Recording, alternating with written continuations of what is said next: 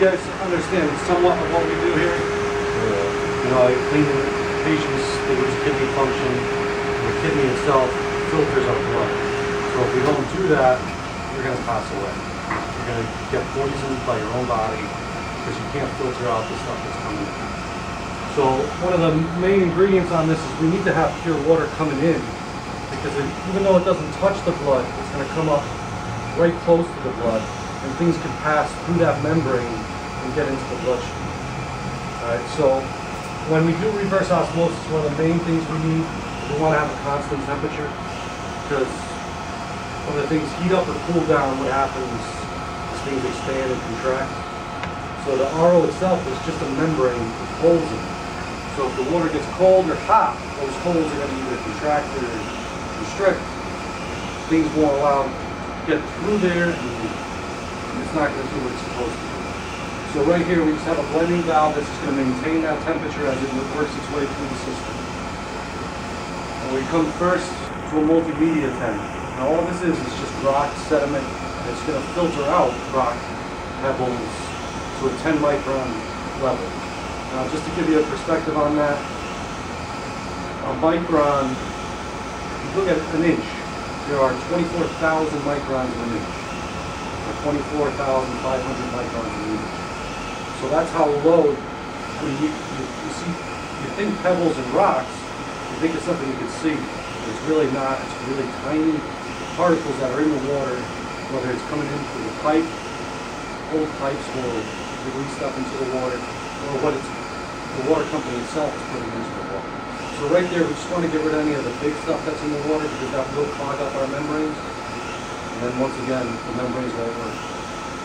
So after we go through that, we're going to go through a carbon tank. Now this is the main thing, well, not the main thing, but the most important thing in the water room is the carbon tank. The carbon tank stops working when you have to pull the patients right off the machine. What the carbon tank does, I don't know if anyone at home has a Brita filter. You know, you have to filter water. All it is activated carbon. So you buy those in Walmart, whatever, for your water at home. That's all this is on a big scale. All that's in there is activated carbon. What activated carbon does is going to draw the chlorine and the chlorines out of the water.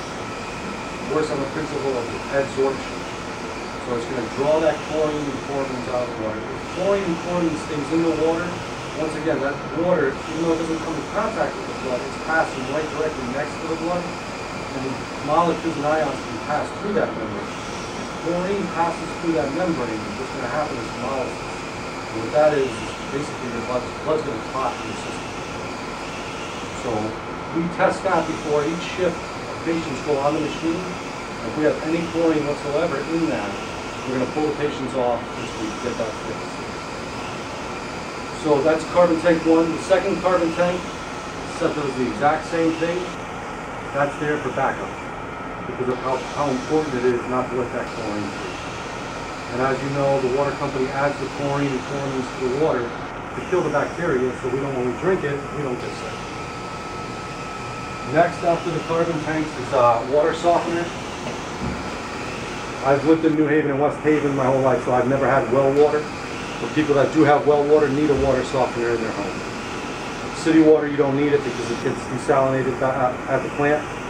But what this does, it works on ion exchange. We want to pull the calcium and magnesium out of the water. Once again, calcium and magnesium could make its way into the bloodstream.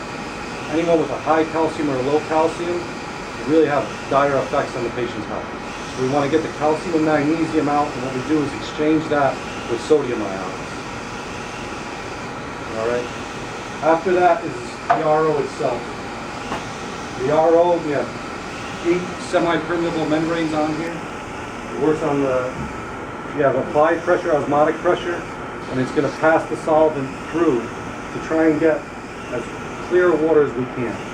When you buy water, Poland Spring, and if you look on the back, a lot of it's either reverse osmosis water or it's deionization water. This right here is our DI. That's just a backup. We don't use it, but if something were to happen with the RO, we do have the DI tanks here just to take place.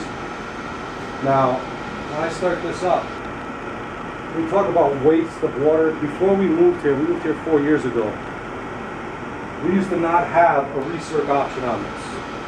So when this starts, you know, it's going to be a little loud. I'll talk a little bit higher. But we're rejecting 3 gallons of water per minute.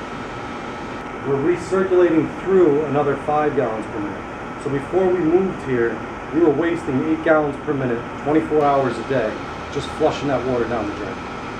So with new technologies that come out, what they want to do is send that water back through the membranes and try and retrieve more of it. So we're wasting 3 gallons as opposed to 8. And we're saving some more water, which is, as we know, we all want to conserve. So that's basically it with the reverse osmosis system. Any questions at all on that? No?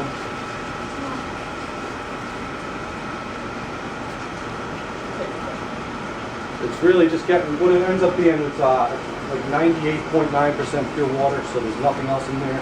No calcium, no magnesium, no chlorines, chloramines. And the big thing with this, if you let water stand, it's going to grow bacteria. If that bacteria gets to the patient's going to get sick, is going to get hospitalized. Now these patients, they're sick already. So we introduce anything to their blood, it's quick for them to get sick, end up in the hospital and pass. So our goal really is to keep the water as clean as possible, get into it. So this room is basically your water plant for generating Correct. the most pure water that you can Correct. to then use in the dialysis systems. And is that for both peritoneal and hemodialysis? Peritoneal is something different down the street. Okay. They pre-bag, so they'll have water get shipped in, so someone else will do it for okay. them. Okay. Here we do this all on site. Okay. Gotcha. Great. All right. Any other questions, guys? Yep. You were saying something about the hot and cold water. Yep. So which one makes it open? For heat will contract, cold will constrict. So the hotter the water gets, the holes in the membrane will get bigger, more stuff will be passed through and our water quality won't be as good. Same when it works the opposite way. If the water's too cold, the holes get too small, and then the things we're trying to pass through that membrane won't get through. Great. We'll take a walk over. We mix. We mix this as well.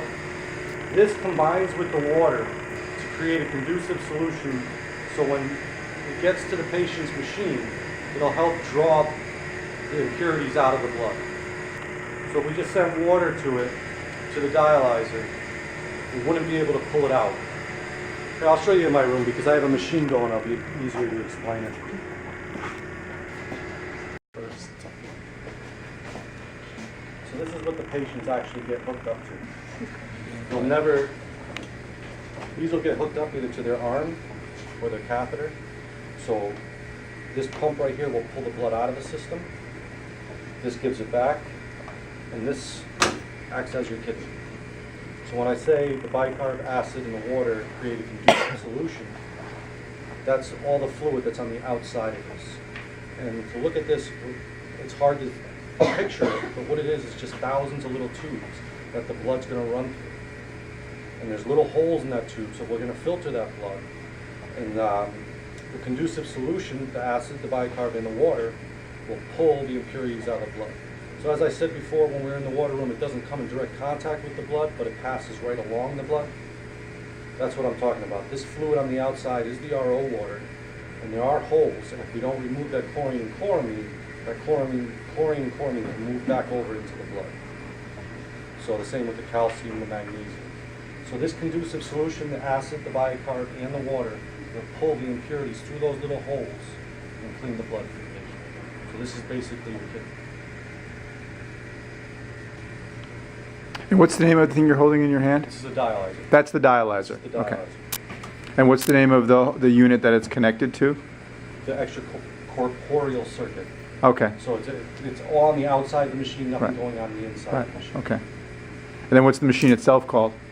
Just a dialysis, K2 dialysis machine. Okay. So what the nurse will do, they'll set a goal, how much fluid to take off the patient, in how much time. They'll start it up, they'll hit the ultrafiltration button, and what that is, we'll start pulling the fluid off the blood. Or not the fluid off the blood, the impurities out of the blood. That is measured with inside the machine, so we know when we hit a certain goal, to stop. So what you'll have sometimes, if the machine is not calibrated correctly, you'll pull too much weight off the patient. The patient, once again, can go into cardiac arrest. A lot of things can happen. So it's got to be fairly precise, well actually got to be extremely precise on what's getting removed from the blood. So how do you know how much time each patient should get? That's determined by the doctors. Depends on the patient's dry weight. And what that is, like, some people are heavier than others. Some people can take off more than others. Like a small little woman who's only 100 pounds really can't take off 10 pounds. Whereas a gentleman or a woman that's 400 pounds, they can take off that way. So the doctor will, consult with the patient, see how much they can take. And in the beginning, we'll start them off slow and just find out what the body can take, and we'll go from there. Most people take off, 3 to 4 pounds of treatment. And so with their kidneys not working, they don't urinate, so they can't get rid of anything. So when they're home, they're really on fluid, they can't drink that much. So you'll see patients chewing ice to try and get over that. Because especially during the holiday season, people think, I'm going to have a good holiday, so I'm going to eat. And a lot of them end up in the hospital. So it's imperative for the patients themselves to, watch their diet and watch how much they consume. But it is work with the doctor, and the doctor will determine how much per treatment they get to take off. And they come in 3 times a week. So. What are the main impurities that you're removing from the blood in this process? That would be a clinical question. I'll have to ask more on that. Okay. But nitrogen waste, obviously, right? Well, if they have high phosphorus, Right. calcium, And does that machine monitor those individual products as well, or is it just a volume, No. just liquid volume? We'll send labs out weekly, send to spectral labs, and the spectral labs will test to see if the patient has a high calcium. Oh, okay. And they will adjust the patient's time on the machine and their goal depending on what those spectral labs says. So those aren't monitored during dialysis. Interesting. I didn't know that. Okay. It'll monitor how much is taken off, but not what is Right. taken off. Okay. Interesting. All right. Any questions? Is that a leg? Yep. What this is just going to let the nurses, can't always be by the machine. So if the nurse is sitting down at their nurse's station doing their paperwork, if it goes into alarm, they'll be able to look up and see which machine's an alarm. Just a visual aid. So go like if it's starting, finishing, like serious. Yep, it'll be in green if there's no problem. If a patient's blood pressure is high or low, it'll blink yellow, letting you know there's an issue here, but it's nothing serious. Or if the machine stops, it'll light up red and say, the machine needs to be addressed.